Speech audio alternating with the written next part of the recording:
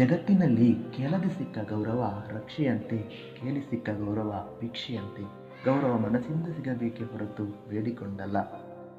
ಮನುಷ್ಯ ಒಂಟಿಯಾದಾಗ ಒಮ್ಮೆ ಎಲ್ಲರನ್ನು ಕಳೆದುಕೊಳ್ಳುತ್ತಾನೆ, ಜೊತೆಗೆ ಎಲ್ಲರನ್ನು ಅರ್ಥ ಮಾಡಿಕೊಳ್ಳುತ್ತಾನೆ. ನೀವು ಒಳ್ಳೆಯವರು ಅಥವಾ ಕೆಟ್ಟವರಾದರೆ ನಿಮಗೋಸ್ಕರವೇ ಆಗಿ, ಆದರೆ ಬೇರೆಯವರಿಗೋಸ್ಕರ ಅಲ್ಲ.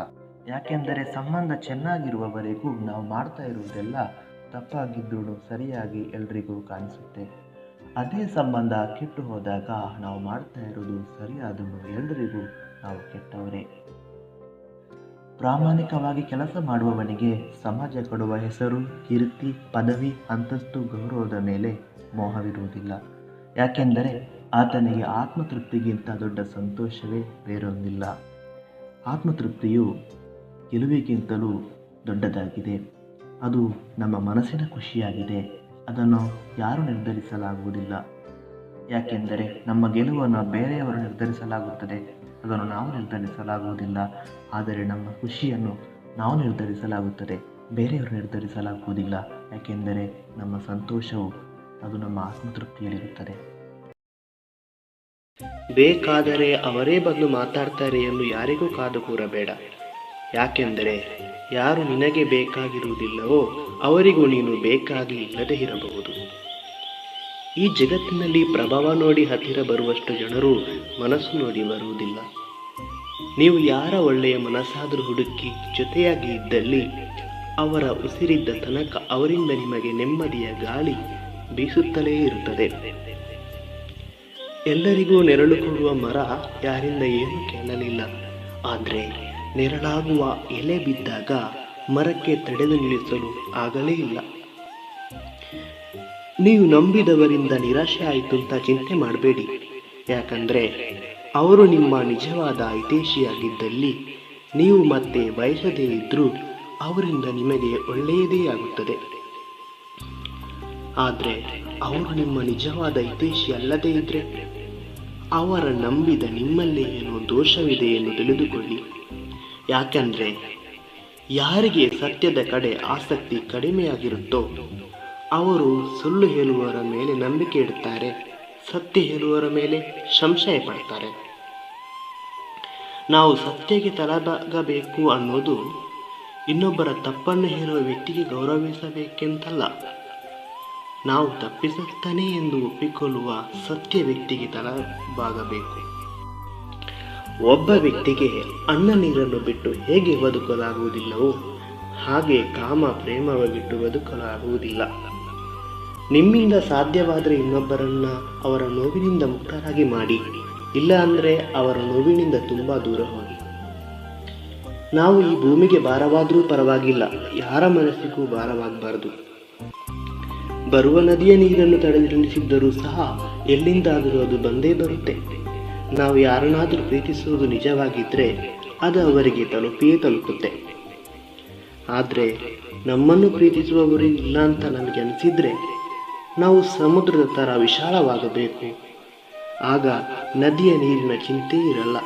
ಅಂದರೆ ನಮ್ಮ ಪ್ರೀತಿ ಮಾಡುವವರು ಇಲ್ಲ ಅನ್ನೋ ಪ್ರಶ್ನೆಯೇ ಇರಲ್ಲ. ನಕಾರಾತ್ಮಕ ಆಲೋಚನೆ ಅನ್ನೋದು ಮನಸ್ಸಿಗೆ ಬಿದ್ದ ಕಸದಂತೆ. ಅದನ್ನು ತೆಗೆಯದೇ ಇದ್ದರೆ ಮುಂದೆ ಬರಬೇಕಾದ ಎಲ್ಲ ಸಂತೋಷನ ಕಳೆದುಕೊಳ್ಳಬೇಕಾಗುತ್ತದೆ.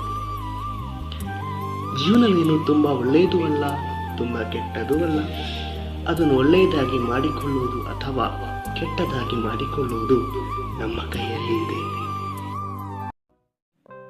ಮನಸ್ತಾಪ ಬಂದಾಗ ಬಿಡಲೇಬೇಕೆಂದಿದ್ದರೆ ನಮ್ಮ ಅಹಂಕಾರವೇ ಹೊರತು ಸಂಬಂಧವಲ್ಲ. ಎಲ್ಲನೂ ಇದೆ ಎನ್ನುವಾಗ ಇನ್ನೂ ಬೇಕು ಅನ್ನೋ ಚಿಂತೆ, ಏನೂ ಇಲ್ಲ ಅಂದಾಗ ಕಳೆದುಕೊಂಡ ಚಿಂತೆ.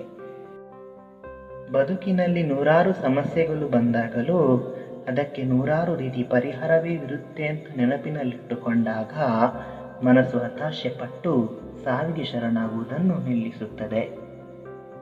ಸತ್ಯವೇನೆಂದರೆ ಕಷ್ಟಗಳು ಬಂದಾಗ ಮುಂದೇನು ಮಾಡುವುದೆಂದು ತಿಳಿಯಲಾರದ ಪರಿಸ್ಥಿತಿ ಜೀವನದಲ್ಲಿ ಪ್ರತಿ ಮನುಷ್ಯನಿಗೆ ಒಮ್ಮೆಯಾದರೂ ಎದುರಾಗುತ್ತೆ. ಅದೇ ರೀತಿ ಮುಂದೇನು ಮಾಡುವುದೆಂದು ದಾರಿ ಕಾಣದ ಪ್ರತಿ ಕಷ್ಟದಿಂದಲೂ ಪಾರಾಗಿ ಪರಿಹಾರ ಕಂಡುಕೊಳ್ಳುವ ದಾರಿಯೂ ಇದ್ದೇ ಇರುತ್ತೆ. ಆದರೆ ಅದೇನು ಅಂತ ನಮಗೆ ಗೊತ್ತಿಲ್ಲದಿರಬಹುದಷ್ಟೇ. ನಾವು ಎಲ್ಲರ ಪ್ರತಿ ಪ್ರಶ್ನೆಗಳಿಗೂ ಉತ್ತರಿಸಬೇಕೆಂದಿಲ್ಲ. ನಮ್ಮ ಮೌನ ಮತ್ತು ನಗು ಬೇರೆಯವರ ಎಷ್ಟೋ ಪ್ರಶ್ನೆಗಳಿಗೆ ಸರಿಯಾದ ಉತ್ತರವನ್ನೇ ಕೊಡುತ್ತದೆ. ಬುದ್ಧಿವಂತರಿಗೆ ಅದು ಅರ್ಥವಾಗಿಯೇ ಆಗುತ್ತೆ. ಸಾಕಷ್ಟು ಸಮಯ, ಸಂದರ್ಭ, ಅವಕಾಶಗಳು ಸಾಧಕರಿಗೆ ಮತ್ತು ತನ್ನ ತಪ್ಪುಗಳನ್ನು ಸರಿ ಮಾಡುವವರಿಗೆ ಆಗಾಗ ಬರ್ತಾನೆ ಇರುತ್ತದೆಯೇ ಹೊರತು ಅಜ್ಞಾನದಿಂದ ಬೇಕುಂತ ಕಳೆದುಕೊಂಡ ವ್ಯಕ್ತಿಯನ್ನ ಮರಳಿ ಪಡೆದುಕೊಳ್ಳುವೆ ಅನ್ನುವವರಿಗಲ್ಲ. ಯಾರಿಗೆ ನಿಮ್ಮ ಪ್ರೀತಿ ಅರ್ಥವಾಗಿರುವುದಿಲ್ಲವೋ ಅಂಥವರಿಗೋಸ್ಕರ ಕಣ್ಣೀರು ಹಾಕಿ ಸಮಯ ಹಾಳು ಮಾಡಬೇಡಿ.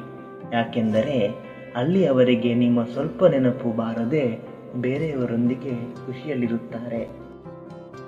ಯಾರಿಂದಲೂ ಸಂತೋಷ ಸಿಕ್ಕಿಲ್ಲ ಅಂದರೆ ನಾವು ನಮ್ಮಿಂದಲೇ ಸಂತೋಷ ತರಿಸಿಕೊಳ್ಳಲು ಪ್ರಯತ್ನಿಸುತ್ತಲೇ ಇರಬೇಕೇ ಹೊರತು ಬೇರೆಯವರ ನಿರೀಕ್ಷೆಯಲ್ಲಿ ಕೊರಗಿ ಸಾಯಬಾರದು.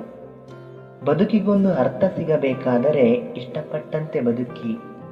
ನಾಳೆ ಜೀವನದಲ್ಲಿ ಇರ್ತೀವ ಅಂತ ಗೊತ್ತಾಗದಿರೋ ಈ ಜೀವನದಲ್ಲಿ ಯಾರ ಮಾತನ್ನ ಮನಸ್ಸಿಗೆ ಹಚ್ಚಿಕೊಂಡು ನೋವು ಪಡದೆ ಇರುವಷ್ಟು ದಿವಸ ತಮಗೆ ಬೇಕಾದ ರೀತಿಯಲ್ಲಿ ಏನಿಷ್ಟವಾ ಅದನ್ನು ಮಾಡ್ತಾ ತಿಂತ ನಗ್ನಗ್ತಾ ಖುಷಿಯಿಂದ ಇರುವವರೇ ತುಂಬ ಭಾಗ್ಯಶಾಲಿಗಳು.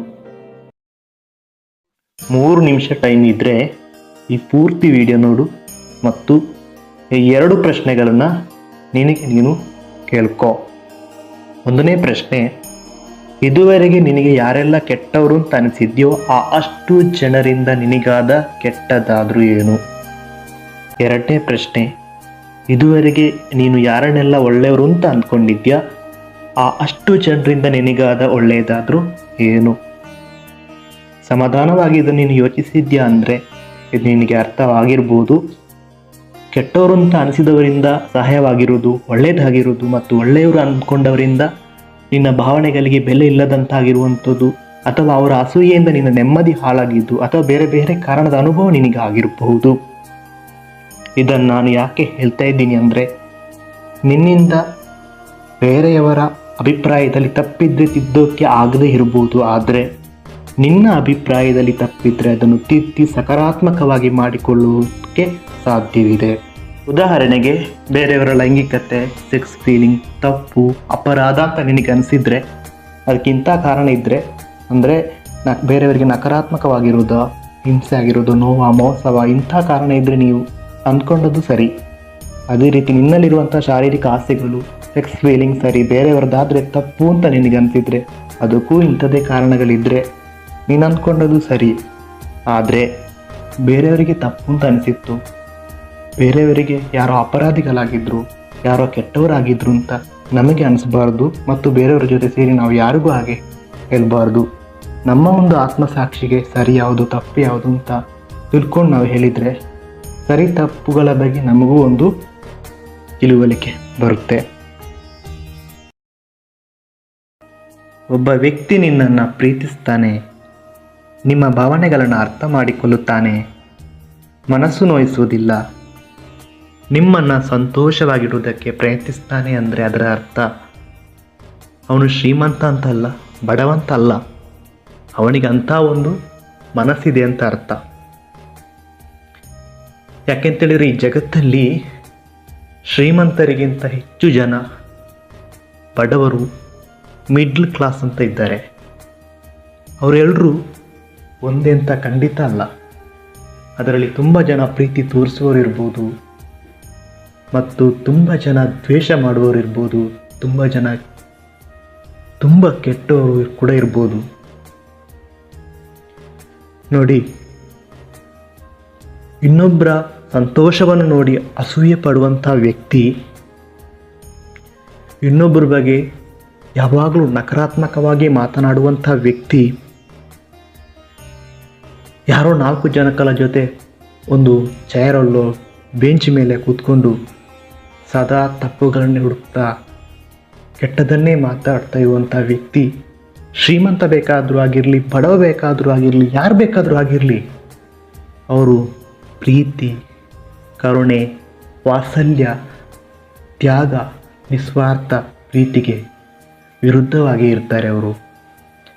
ಹಾಗಾಗಿ ನಾವು ಯಾರ್ದೋ ಮಾತು ಕೇಳಿ ಅವ್ರ ಜೊತೆ ಇದ್ದರೆ ಹೀಗೆ ಇವ್ರ ಜೊತೆ ನಾವು ಇದ್ದರೆ ಸಂತೋಷವಾಗಿರ್ಬೋದು, ಅವರು ಬಡವರು, ಅವ್ರ ಜೊತೆ ಇದ್ದರೆ ನಾವು ಭಾಳ ಸಂತೋಷವಾಗಿ ನೆಮ್ಮದಿಯಿಂದ ಬದುಕ್ಬೋದು. ಇವರು ಶ್ರೀಮಂತರು, ಇವರು ಹಾಗೆ ನೋಡ್ಬೋದು, ಹೀಗೆ ನೋಡ್ಬೋದು. ಖಂಡಿತ ನಾವು ಹಾಗೆ ತಿಳ್ಕೊಳ್ಬಾರ್ದು. ನೋಡಿ, ಸಕಾರಾತ್ಮಕ ವಿಚಾರಗಳು ಯಾರಲ್ಲಿ ಇದೆಯೋ, ಯಾರಲ್ಲಿ ಪ್ರೀತಿ ಇದೆ, ಯಾರಲ್ಲಿ ಕರುಣೆ ಇದೆ, ಯಾರಲ್ಲಿ ವಾತ್ಸಲ್ಯ ಇದೆ, ಅದು ನಮ್ಗೆ ಚೆನ್ನಾಗಿ ನಾವು ಅರ್ಥ ಮಾಡಿಕೊಂಡು ಅವ್ರ ಬಗ್ಗೆ ಸರಿಯಾಗಿ ತಿಳ್ಕೊಂಡು ನಾವು ಅವ್ರ ಜೊತೆ ನಡೆದ್ರೆ ನಮ್ಮ ಜೀವನ ತುಂಬ ಚೆನ್ನಾಗಿರುತ್ತೆ. ಆದರೆ ಯಾರ್ದೋ ನಾವು ಮಾತು ಕೇಳಿಕೊಂಡು ಅವ್ರು ಹೀಗೆ ಅಂತೆ, ಅವ್ರು ಹಾಗಂತೆ ಅಂದ್ಕೊಂಡು ನಾವು ಯಾವುದೇ ದುಡುಕಿ ಒಂದು ನಿರ್ಧಾರವನ್ನು ನಾವು ತಗೊಳ್ಬಾರ್ದು.